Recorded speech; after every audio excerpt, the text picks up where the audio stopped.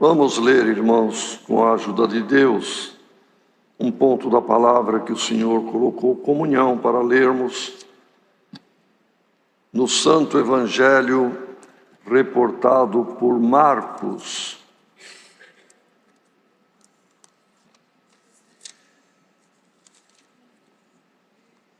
Marcos, no capítulo 11.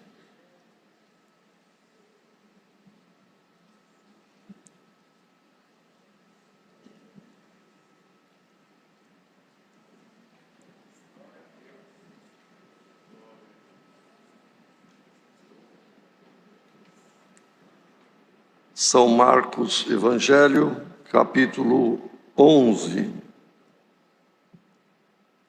E logo que se aproximaram de Jerusalém, de Betfagé e de Betânia, junto do Monte das Oliveiras, enviou 2 dos seus discípulos e disse-lhes: Ide à aldeia que está defronte de vós, e logo que ali entrardes, encontrareis preso um jumentinho sobre o qual ainda não montou homem algum. Soltai-o e trazei-mo. E se alguém vos disser: Por que fazeis isso? Dizei-lhe que o Senhor precisa dele e logo o deixará trazer para aqui. E foram e encontraram o jumentinho preso fora da porta, entre 2 caminhos, e o soltaram. E alguns dos que ali estavam lhes disseram: Que fazeis soltando o jumentinho? Eles, porém, disseram como Jesus lhes tinha mandado, e deixaram-nos ir. E levaram o jumentinho a Jesus, e lançaram sobre ele os seus vestidos, e assentou-se sobre ele. E muitos estendiam os seus vestidos pelo caminho, e outros cortavam ramos das árvores, e os espalhavam pelo caminho. E aqueles que iam adiante, e os que seguiam, clamavam, dizendo: Hosana, bendito que vem em nome do Senhor, bendito o reino do nosso pai Davi, que vem em nome do Senhor, Hosana nas alturas.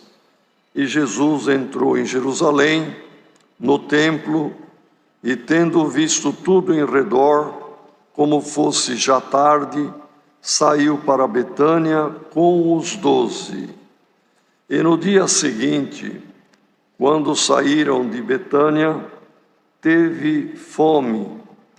E vendo de longe uma figueira que tinha folhas, foi ver se nela acharia alguma coisa. E chegando a ela, não achou senão folhas, porque não era tempo de figos. E Jesus, falando, disse à figueira: Nunca mais coma alguém fruto de ti. E os seus discípulos ouviram isto. E vieram a Jerusalém, e Jesus, entrando no templo, começou a expulsar os que vendiam e compravam no templo, e derrubou as mesas dos cambiadores e as cadeiras dos que vendiam pombas, e não consentia que alguém levasse algum vaso pelo templo, e os ensinava, dizendo: Não está escrito: A minha casa será chamada por todas as nações casa de oração? Mas vós a tendes feito covil de ladrões. E os escribas e príncipes dos sacerdotes, vendo isto, tendo ouvido isto, buscavam ocasião para o matar. Mas eles o temiam porque toda a multidão estava admirada acerca da sua doutrina. E sendo já tarde, saiu para fora da cidade.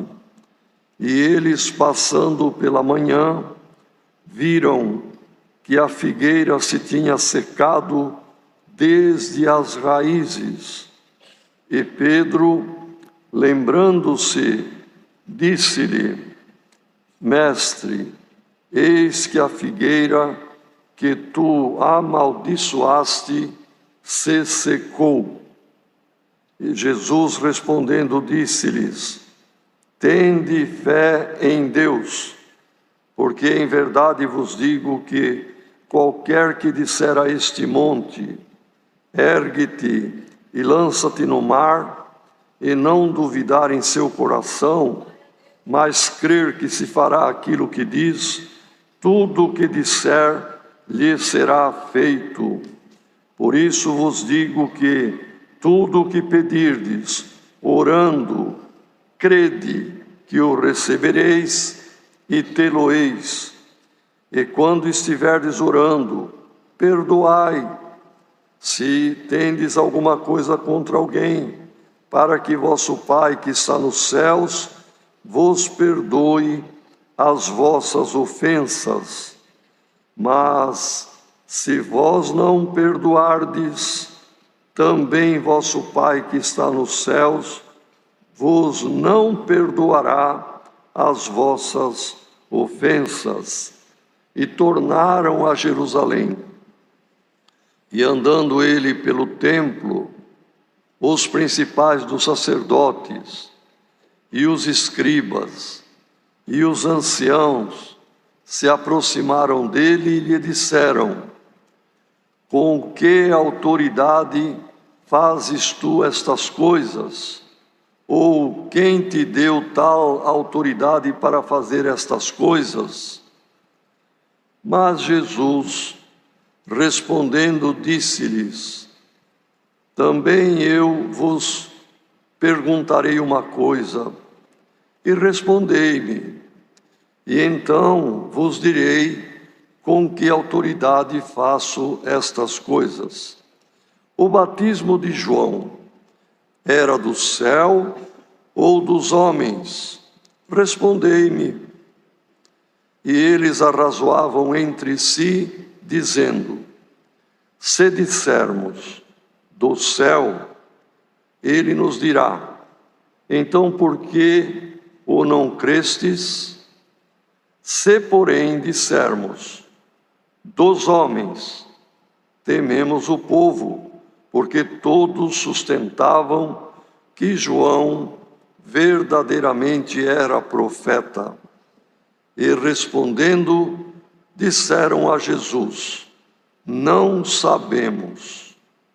E Jesus lhes replicou: Também eu vos não direi com que autoridade faço estas coisas.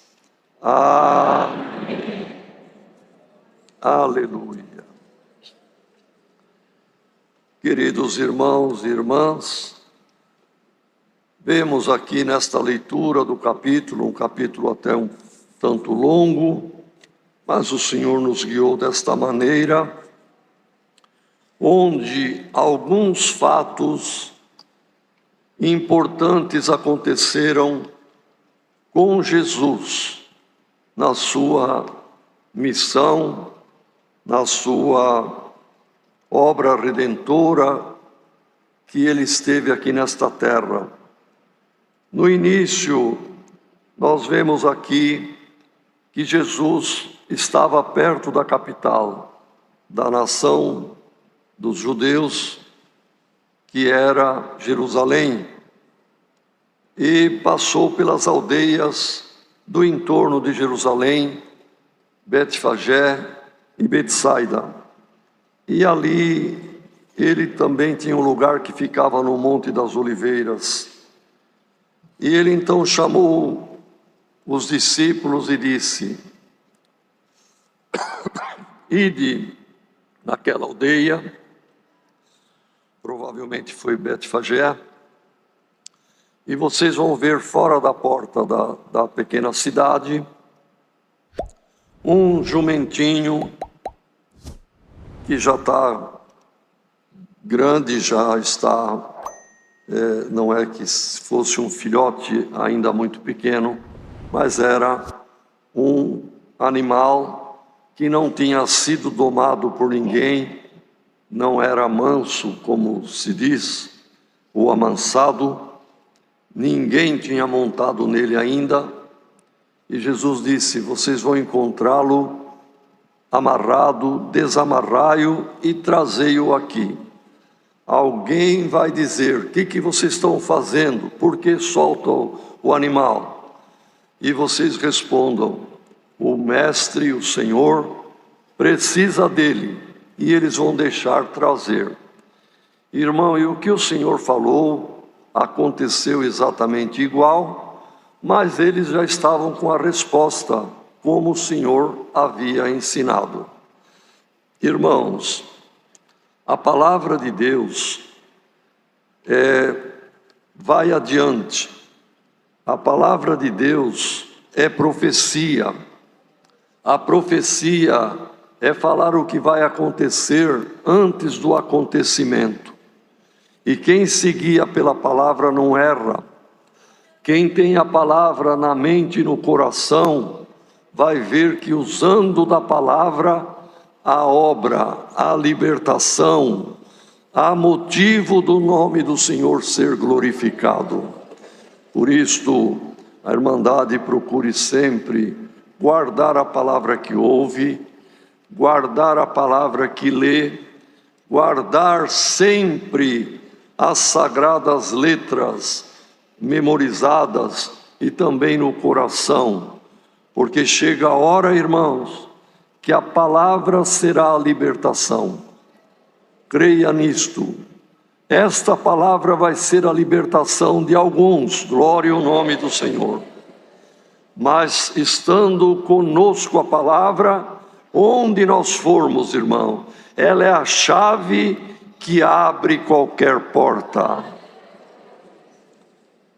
E Jesus realmente, irmãos, os discípulos, o jumento é um animal de baixa estatura, não é alto como outros animais de montaria, e puseram os mantos como um arreio ali, e Jesus se assentou, não é que montou, ele se assentou com as duas pernas no mesmo lado, se assentou sobre o animalzinho, que nunca ninguém havia montado, mas ele reconheceu ali o seu Senhor e o seu Criador.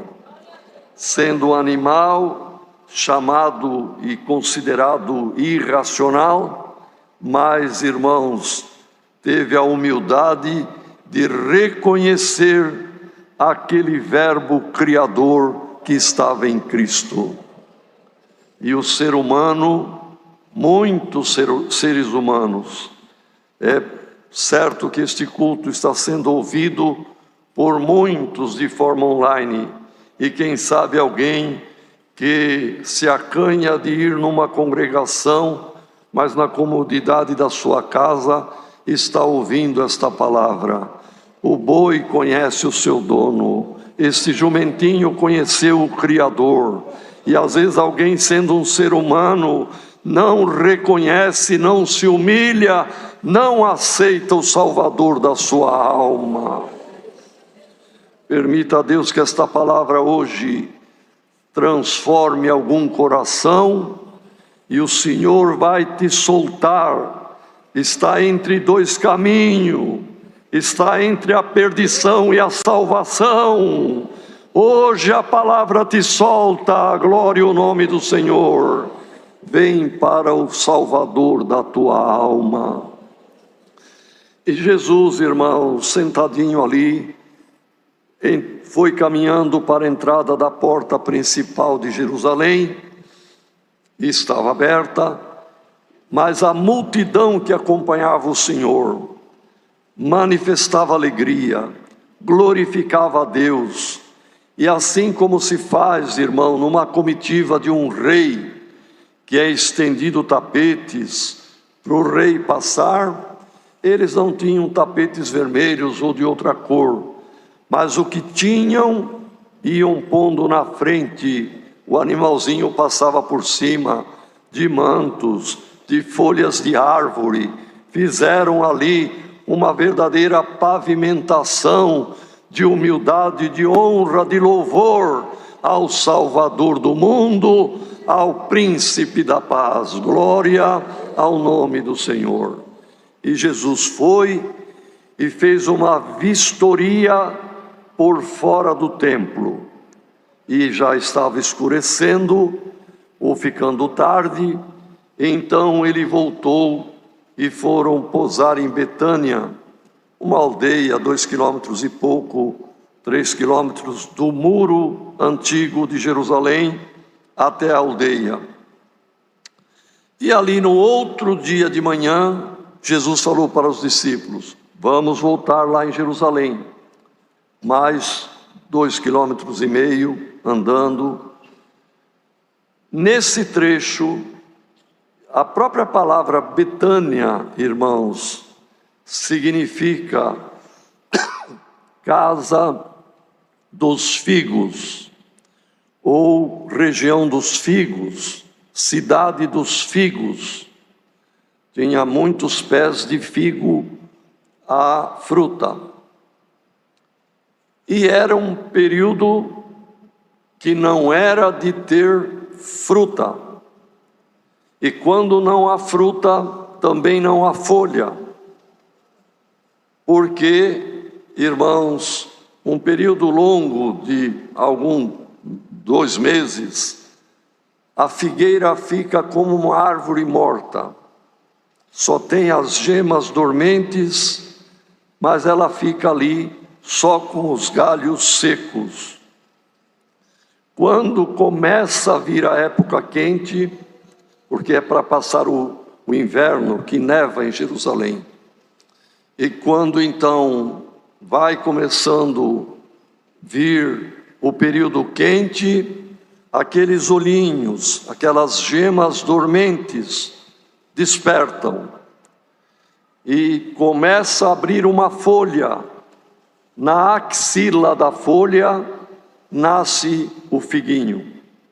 E ambos crescem concomitantemente, de modo que a folha protege o figo até ele ficar grande e amadurecer.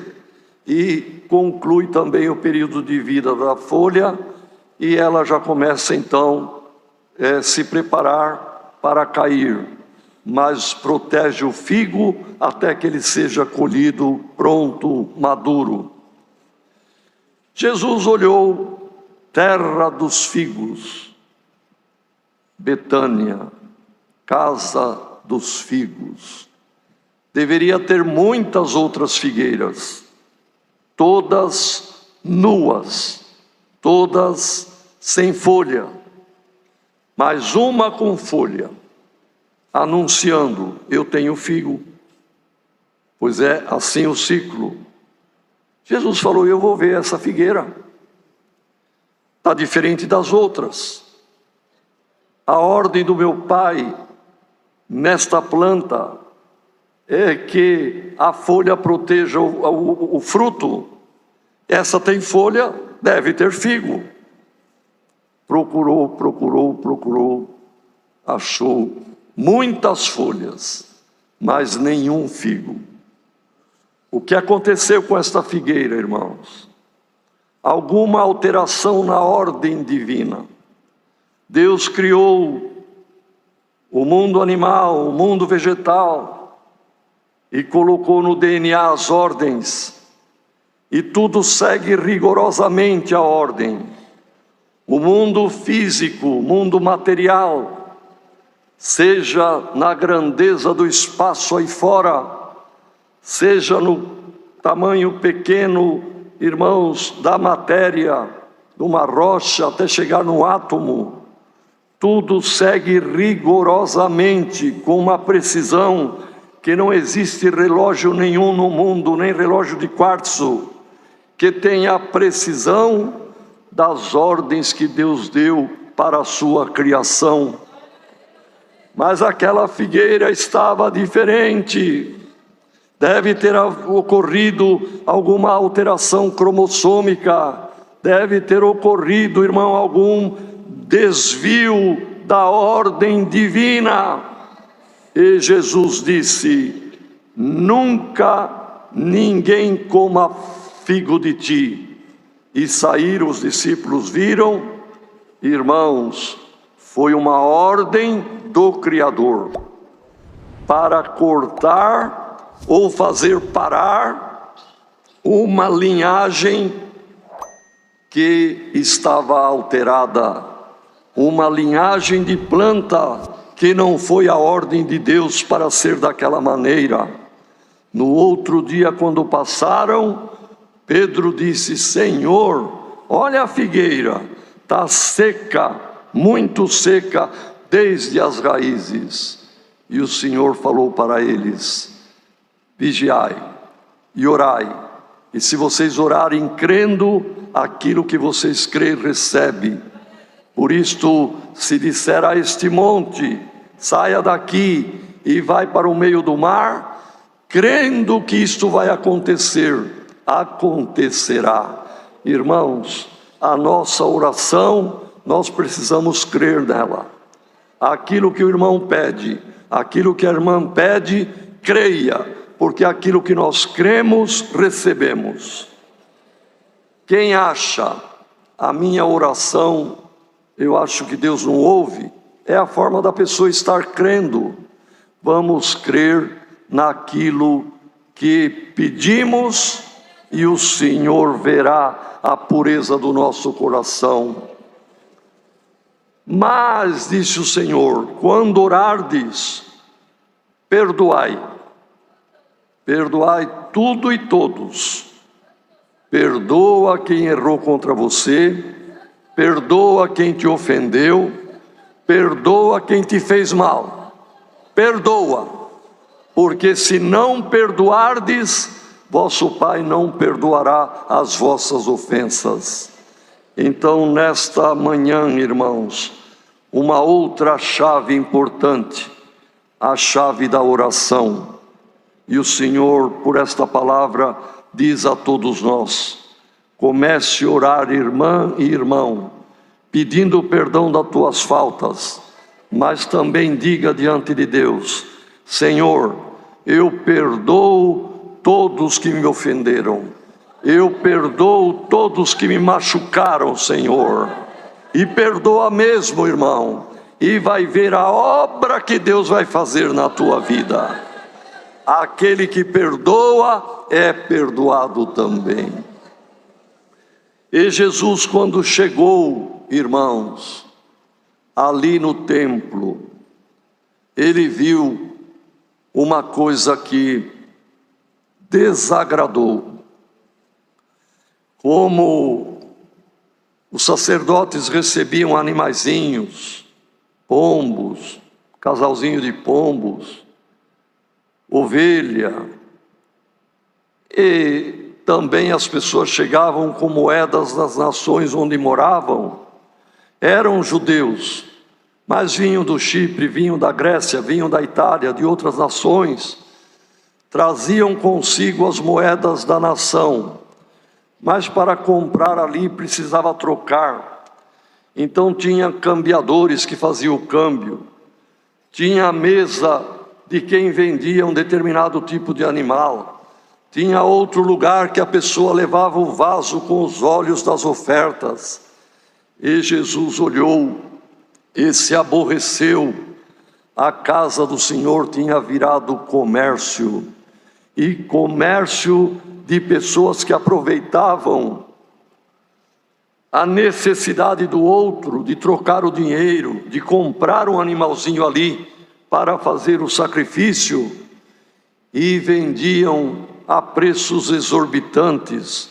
Então o Senhor derrubou a mesa dos cambistas, dos cambiadores, expulsou os animais, mandou parar quem carregava mercadoria dentro do templo e disse: A casa do meu Pai, em todo o mundo, é chamada casa de oração, mas vocês transformaram a casa do meu Pai em toca de ladrões, covil de ladrões, e expulsou aquela gente de lá. Limpou, purificou o templo. Permita a Deus que nesta manhã, irmãos, olha o que houve com a figueira, uma mutação genética. Aquilo que Deus estabeleceu foi mudado.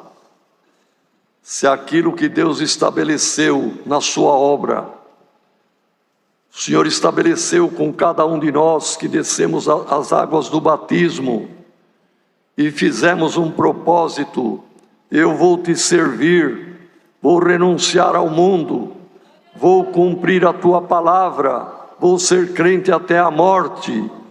Se houve alguma mudança nisto, alguma mutação, e hoje você é crente só no exterior, como uma figueira que só tem folha, e alguém só tem o nome de crente, mas os frutos não tem. Glória ao nome do Senhor. Se dentro do coração, que é o templo para a habitação do Espírito Santo de Deus, entrou algum cambiador, alguém que está mudando, alguém que está falsificando, permita a Deus que hoje, por esta palavra, haja uma purificação no coração de cada um de nós. A começar de mim, irmãos. Se dentro de mim tem alguma coisa falsa, tem alguma mudança, que o Senhor limpe para podermos receber a visita do Todo-Poderoso. Glória ao nome do Senhor. Naquele dia, o templo foi purificado. A palavra de Deus continua: como o sabão do lavandeiro, como a água limpa e pura, que lava qualquer mancha. Que esta palavra nos limpe interiormente de alguma ideia, de alguma, sabe, irmão, filosofia. Hoje há uma facilidade tão grande, as pessoas que falam, não é bem assim, tem que ser desta outra maneira. Irmão, tudo isto vai contaminando a pureza, tudo isto vai fazendo trocas, mas hoje o Senhor derruba a mesa do cambiador. Glória ao nome do Senhor. E estabelece a moeda verdadeira, que ninguém roube a coroa da vida eterna que está dentro de cada um de nós. Glória ao nome do Senhor. Às vezes algum irmão pode ter lido isto aqui e não ter entendido como isto, o Senhor é tão bom, tão amável, tão misericordioso, e até uma plantinha, um pé de figo, Ele amaldiçoou. Irmão, ali estava o princípio, ali estava o início de uma linhagem maligna, e o Senhor, aquele a quem ama, Ele limpa no início. Quando começa uma mutação, quando começa uma tendência errônea, uma desobediência, o Senhor vem pela sua palavra e limpa-nos do mal, porque o Senhor ama a nossa alma. E assim, irmãos, nós vemos aqui que depois de tudo isto, ele novamente voltou pelo terceiro dia consecutivo. No primeiro ele foi à tarde, viu o templo por fora. No outro dia ele foi de manhã e viu a figueira finta, mentirosa, e acabou com isso. O Senhor acaba com a mentira, irmão.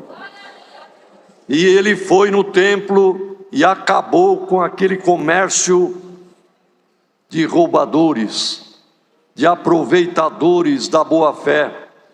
Irmão, há aproveitadores da boa-fé que há em cada um de nós, da pureza que há na nossa irmandade. Por isso Deus manda a palavra também, despertando, iluminando, acordando-nos. Estamos num mundo cruel, irmãos, num mundo corrupto.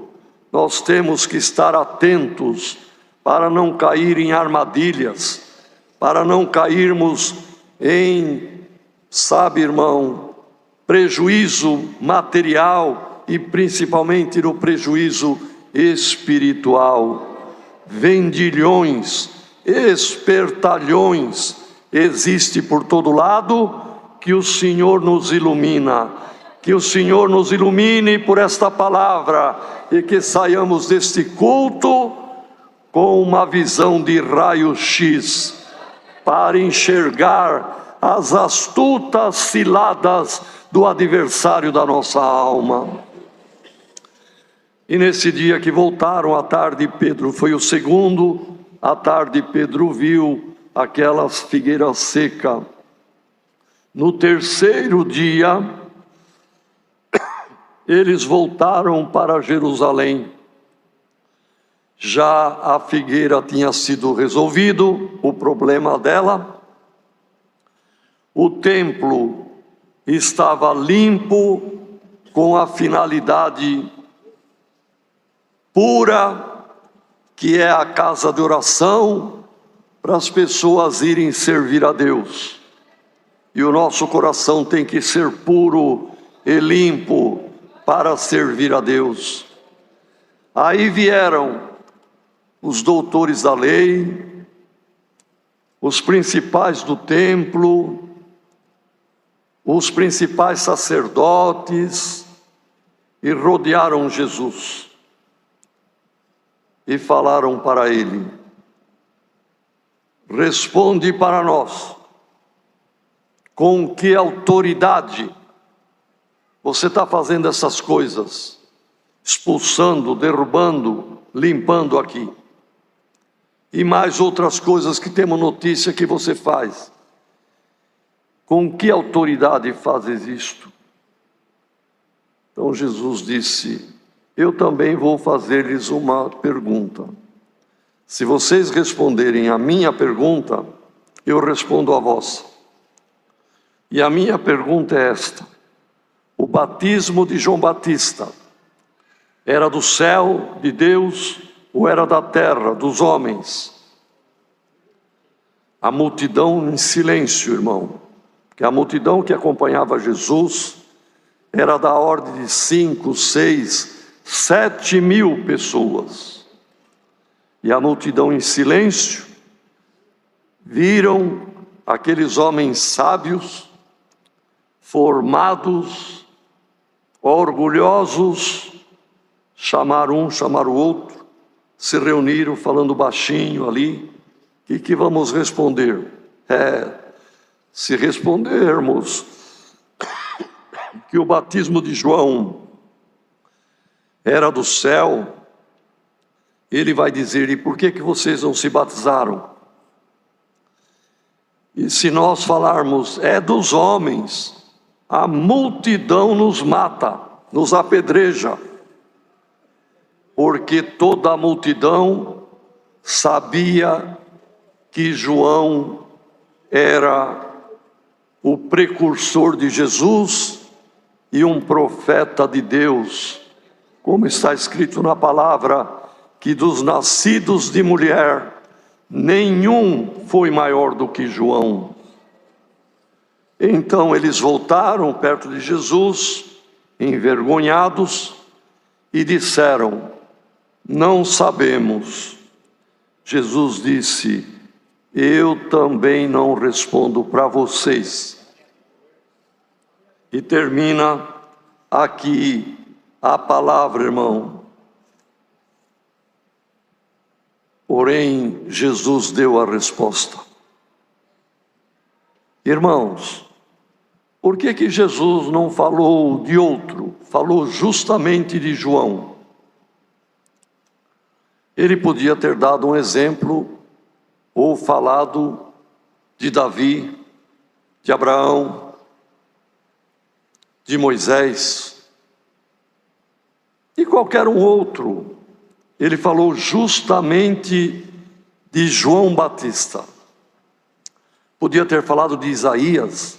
Isaías tem tantos pontos que fala do nascimento de Jesus, da vinda de Jesus, e que ele era o Messias, mas Jesus falou de João Batista.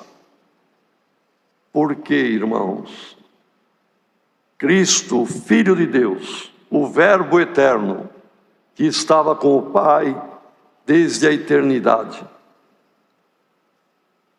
aceitou o plano de vir nesta terra para morrer no nosso lugar, mas teve uma logística preparada por Deus, um plano estabelecido.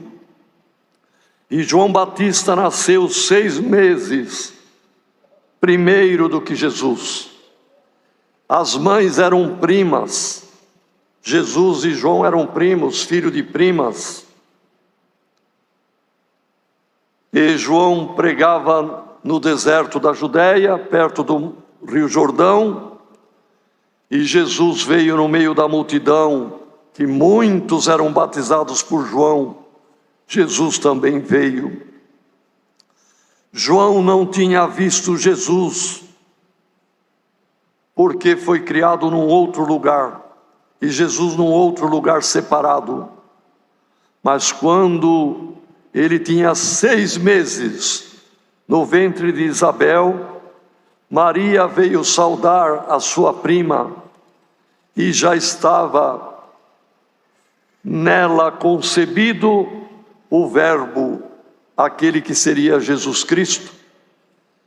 E quando veio para saudar as duas, João Batista no ventre da mãe saltou, e era um sinal para Isabel, que quando isso ocorresse daquela forma, era a mãe do Salvador que estaria saudando ela.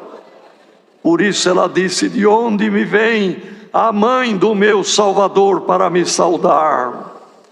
Agora, irmãos, passado 30 anos, João com 30 anos e meio, ou mais do que Jesus, 6 meses, e Jesus com quase 30 anos, quando João viu Jesus, agora foi o coração dele que disparou, e ele reconheceu: Senhor, eu que devia ir a ti, tu vieste a mim? João, deixa por agora, para que se cumpra a justiça. Mas o Senhor vai se batizar? Vou. Mas eu que careço ser batizado por ti. Deixa, João, vamos cumprir a justiça do Pai. Senhor, eu não sou digno de me abaixar e desamarrar a sandália tua. Como é que eu vou pôr a mão em ti? João, vamos cumprir a justiça. E João consentiu e batizou Jesus. Com que autoridade tu faz estas coisas? O batismo de João era do céu ou era dos homens? Era do céu. Quando os discípulos de João vieram ver Jesus, porque João já estava preso, a multidão estava seguindo Cristo, porque João falou: ele é o esposo da igreja, ele é o Salvador, pode me deixar, convém que ele cresça, eu diminuo, glória ao nome do Senhor. A mesma multidão que foi batizada por João, muitos deles agora estavam seguindo Jesus. E Jesus, diante dos discípulos de João, disse para a multidão: quando vocês foram no deserto, o que é que vocês foram ver? Uma cana, um arbusto agitado pelo vento? Fostes ver um príncipe com vestes recamadas, vestes ricas? Não, vocês foram ver um profeta.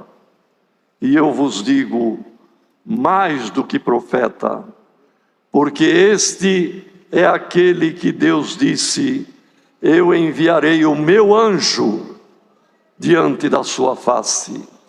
Portanto, João Batista, irmão, dentro do plano eterno e do plano de salvação, era um verdadeiro anjo que veio preparar o caminho do Senhor.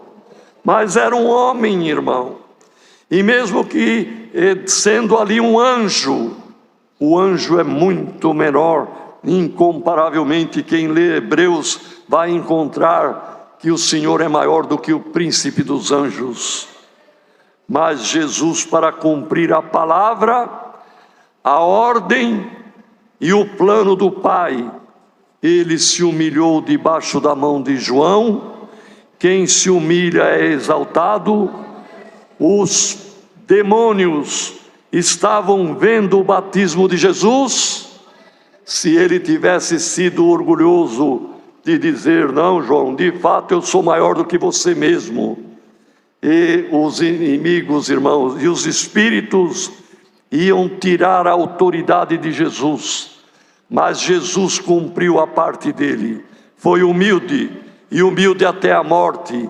E aquele que é humilde, o Senhor o dá, irmão, toda a autoridade, e o eleva, dá um nome que é acima de todos os nomes. Por isso, nesta manhã está aqui a palavra: irmão e irmã, seja humilde nesta vida, seja humilde nesta obra, e ninguém tirará a tua autoridade. Irmã, você tem autoridade. Usa véu por causa dos anjos. Glória ao nome do Senhor. Quando a irmã orar, o espírito maligno irá embora.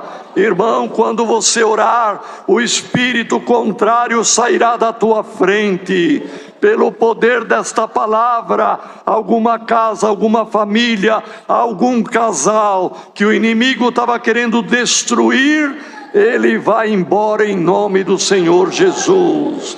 Porque a autoridade de quem é humilde, ninguém tirará, como não tirou do Senhor também. É a palavra, Deus seja louvado.